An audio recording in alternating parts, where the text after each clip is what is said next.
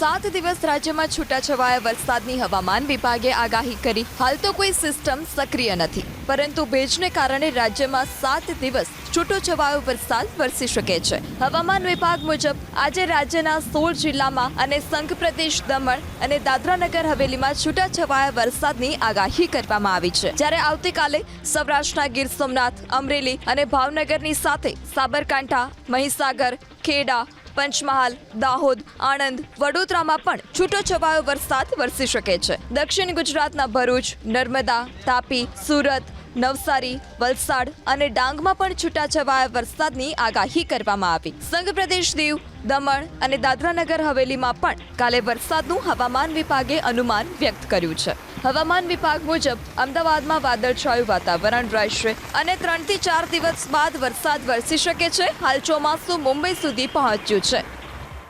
अगले 7 दिन तक छुटपुट बारिश होती रहेगी, खास करके साउथ गुजरात रीजन में और थोड़ा सा पार्ट नॉर्थ गुजरात रीजन का, और सौराष्ट्र कच्छ में जैसे अमरेली है, भावनगर है, इन डिस्ट्रिक्ट्स में. अहमदाबाद के लिए अभी पार्टली क्लाउडी रखा है, गांधीनगर भी पार्टली क्लाउडी रखा है हमने.